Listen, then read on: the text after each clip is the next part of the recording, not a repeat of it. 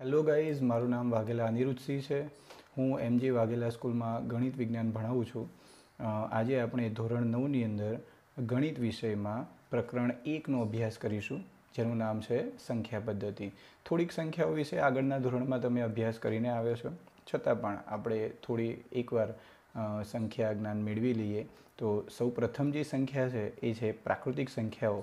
તો પ્રાકૃતિક સંખ્યાઓ જે છે એને સંકેતમાં n વડે દર્શાવવામાં આવે છે, નેચરલ નંબર્સ।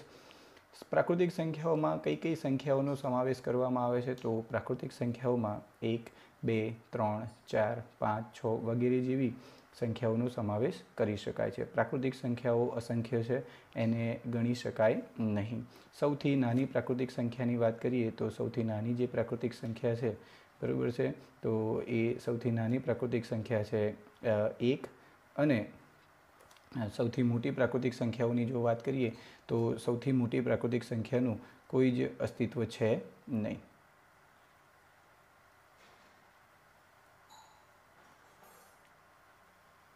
ત્યાર પછી જો આપણે વાત કરીએ તો પ્રાકૃતિક સંખ્યાઓ પછી પૂર્ણ સંખ્યાઓ છે। જો પૂર્ણ સંખ્યાઓની વાત કરીએ તો એવું કહી શકાય કે પ્રાકૃતિક સંખ્યાઓમાં જો 0 ઉમેરવામાં આવે તો જે સંખ્યાઓ મળે છે, જે સંખ્યાઓનું જૂથ મળે છે, તે સંખ્યાઓને પૂર્ણ સંખ્યા કહેવામાં આવે છે। પૂર્ણ સંખ્યાને સંકેતમાં w વડે દર્શાવવામાં આવે છે, હોલ નંબર્સ એને કહી શકાય છે।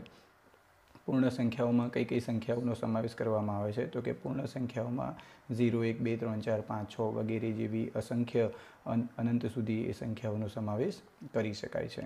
પૂર્ણ સંખ્યાઓની વાત કરીએ તો પૂર્ણ સંખ્યામાં સૌથી નાની પૂર્ણ સંખ્યા કઈ છે? તો સૌથી નાની જે પૂર્ણ સંખ્યા છે એ છે 0। અને સૌથી મોટી પ્રાકૃતિક સંખ્યાનું પૂર્ણ સંખ્યાનું કોઈ જ અસ્તિત્વ છે નહીં, એટલે સૌથી મોટી પૂર્ણ સંખ્યા નથી। ત્યાર પછી જો આપણે વાત કરીએ પૂર્ણ સંખ્યા પછી જે સંખ્યાઓ આવે છે તો એ સંખ્યાઓની અંદર પૂર્ણાંક સંખ્યાઓ છે। પૂર્ણાંક સંખ્યાઓને ઇન્ટીજર્સ કહેવામાં આવે છે। જો આપણે પૂર્ણ સંખ્યાઓમાં ઋણ પૂર્ણાંક સંખ્યાઓ એટલે કે ઋણ સંખ્યાઓ ઉમેરી દઈએ, માઇનસ વાળી સંખ્યાઓ ઉમેરી દઈએ તો જે સંખ્યાઓનું જૂથ મળે છે તે સંખ્યાઓને આપણે પૂર્ણાંક સંખ્યાઓ કહેવામાં આવે છે। પૂર્ણાંક સંખ્યાઓની અંદર બધી જ માઇનસ વાળી સંખ્યાઓ 0 અને ધન પૂર્ણાંક સંખ્યાઓનો સમાવેશ કરી શકાય છે। પૂર્ણાંક સંખ્યાઓની વાત કરીએ તો પૂર્ણાંક સંખ્યાઓમાં સૌથી નાની પૂર્ણાંક સંખ્યાનું પણ કોઈ અસ્તિત્વ નથી અને સૌથી મોટી પૂર્ણાંક સંખ્યાઓનું પણ કોઈ અસ્તિત્વ છે નહીં। પ્રાકૃતિક સંખ્યાઓ પણ અસંખ્ય છે, પૂર્ણ સંખ્યાઓ પણ અસંખ્ય છે અને પૂર્ણાંક સંખ્યાઓ પણ અસંખ્ય છે। હવે કેટલાક એવા પ્રશ્નો કે જે આપણને પરીક્ષાની દૃષ્ટિએ આ બાબતો પરથી પૂછાઈ શકે અથવા આ સ્લાઇડમાંથી પૂછાઈ શકે, તો એવું કહી શકાય। તો અહીંયા ધ્યાન રાખો કે એવું પૂછાય કે શું બધી જ પ્રાકૃતિક સંખ્યાઓ પૂર્ણ સંખ્યાઓ છે? તો આપણે જોઈએ તો પ્રાકૃતિક સંખ્યાઓમાં 1, 2, 3, 4, 5, 6નો સમાવેશ થાય છે અને પૂર્ણ સંખ્યાઓમાં પણ 1, 2, 3, 4, 5, 6નો સમાવેશ થાય છે। તો આપણે એવું કહી શકાય કે બધી જ પ્રાકૃતિક સંખ્યાઓ એ પૂર્ણ સંખ્યાઓ છે। તે જ રીતે શું બધી જ પૂર્ણ સંખ્યાઓ પૂર્ણાંક સંખ્યાઓ છે? તો હા, બધી જ પૂર્ણ સંખ્યાઓ એ પૂર્ણાંક સંખ્યાઓ છે।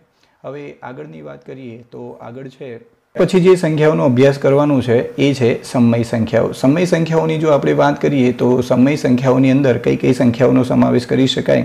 તો એવી બધી જ સંખ્યાઓ કે જેને p/q સ્વરૂપમાં લખી શકાય છે, એવી બધી જ સંખ્યાઓનો સમાવેશ આપણે સમય સંખ્યાઓમાં કરી શકાય છે। અહીંયા કેટલીક શરતોનું પાલન થવું જોઈએ। પહેલી શરત એ છે કે જે p અને q છે એ પૂર્ણાંક સંખ્યાઓ છે, એટલે કે આપણે પૂર્ણાંક સંખ્યાઓ વિશે આગળ અભ્યાસ કરી ગયા છે કે પૂર્ણાંક સંખ્યાઓમાં કઈ કઈ સંખ્યાઓનો સમાવેશ કરવામાં આવે છે। પરંતુ q માટે કન્ડિશન છે કે જે q છે એ શૂન્યેતર સંખ્યા છે। આ બાબતનું ખાસ ધ્યાન રાખવાનું છે, એટલે કે જે q છે એ 0 સિવાયની સંખ્યા છે। 0 સિવાયની કોઈ પણ સંખ્યાને આપણે q તરીકે ઓળખી શકાય છે। સમય સંખ્યાઓમાં પણ સૌથી નાની સંખ્યાનું કોઈ અસ્તિત્વ છે નહીં, એટલે કે સૌથી નાની જે સમય સંખ્યા છે એનું પણ કોઈ અસ્તિત્વ નથી